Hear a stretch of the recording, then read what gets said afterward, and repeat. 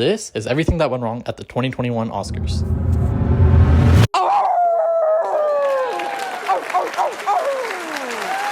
As an avid film fanatic, as a big fan of movies, I love watching the Oscars. It's an opportunity where actors, fans, and the whole production team get to come together to enjoy and celebrate the magical moments that they've created for us on the big screen. You get to see your favorite actors, directors, and even influencers come together in one place. But lately it's become a lot more of a debate. Year after year, snub after snub. And the Oscar goes to Matthew McConaughey.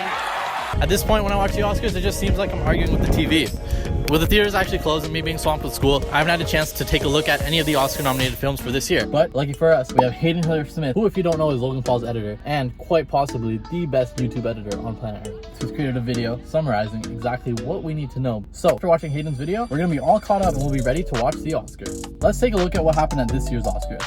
But first, let me explain the voting process. There are approximately 10,000 people who are eligible to vote in the Oscars. Each of these 10,000 voters is divided into branches for which they can vote for. For example, editors vote in categories meant for editors, but everyone gets a vote for Best Picture. Anyone with a feature film credit can apply or be invited into the Oscars committee, thereby making them eligible to vote at the Oscars. The Oscars use a voting process known as preferential voting, which means that everyone that casts their vote ranks each of the 8 nominated films from 1 through 8, and based on the general consensus vote, the film that gets more than 50% of the vote wins Best Picture. Now, of course, this is a little bit simplified, but you get the point. Keep that in mind. It'll be important later.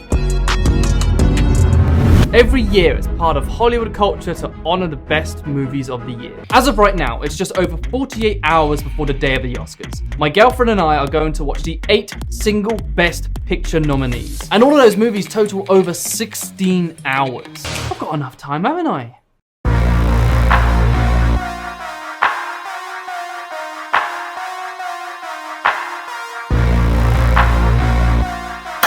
Alright, all caught up. I think we're ready to watch the Oscars. So this year's Oscars, like any other year, opened up with some jokes, a little bit of banter, but as we know, the jokes progressively keep getting worse as we move through the Oscars. Just see for yourself. We can put that to the side. We know the script gets worse, but that's not why we're here. And then we were at the most important part of the presentation: Best Actor, Best Actress, and finally, Best Picture. And the Oscar goes to... And the Oscar for Best Actress. And the Academy Award for Actor. Wait, hold up, what? Did they really just change the order? I think we need to talk about this. Alright, so there's been a lot of debate, a lot of disappointment about the Oscars for this year. And one of the reasons for that, I think, is, aside from the countless reasons why it was disappointing this year, is the fact that people misconstrue what the Oscars are about. It's more about the story, it's more about the cinematics, it's more about the editing, the design. It's about the whole holistic picture of what brings a film together that actually ends up moving people in some way or brings some meaningful conversation or a meaningful story to light. Take, for example, Parasite from last year. I was the only one out of my friends who genuinely wanted to see the film before it won Best Picture, but it wins Best Picture, and what happens a week later? Everyone says, we should go see Parasite. And the day it wins Best Picture, the whole world is now suddenly qualified to critique it, to critique the technicalities of it, the storytelling, the cinematics, everything.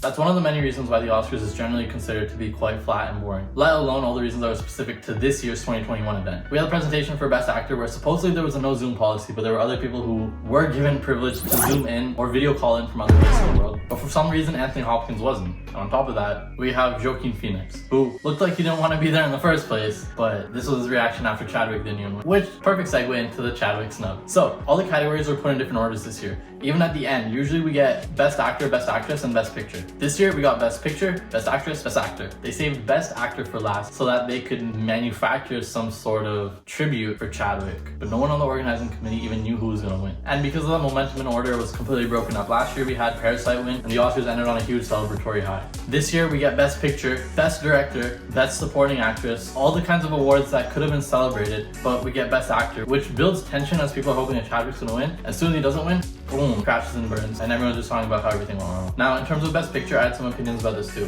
First, a caveat. We haven't fully seen the films, but we've looked them up, researched them, watched clips here and there about the films, because we haven't had the opportunity to, and some of these films we don't even have access to watch, just based on where we live. Now, on to Best Picture. The general consensus is that Nomadland deserved Best Picture, so I'm not going to pick on that, but in my opinion, it wasn't a film that had mass relatability, which, like I mentioned earlier, that's not what the Oscars are about. But the film, to me personally, didn't resonate that much because it's about life in middle America with people who have been left behind. They don't necessarily have a job, and it's that middle band where the American economy doesn't really support, just based on the capitalist structure that exists. In my opinion, Minari had way more appeal just story-wise and cinematically, as well as relatability being a child to immigrant parents. But obviously that's just my opinion. There's no right or wrong answer. That's not to say No Man Land didn't deserve the win, but in my opinion, I think there were better films nominated that could have won. And thanks for our special guest. Do you have any words?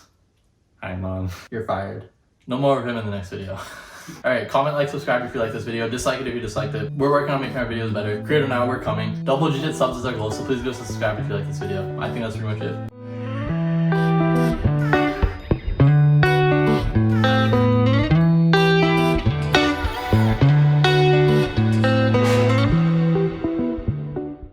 Man, I miss this place.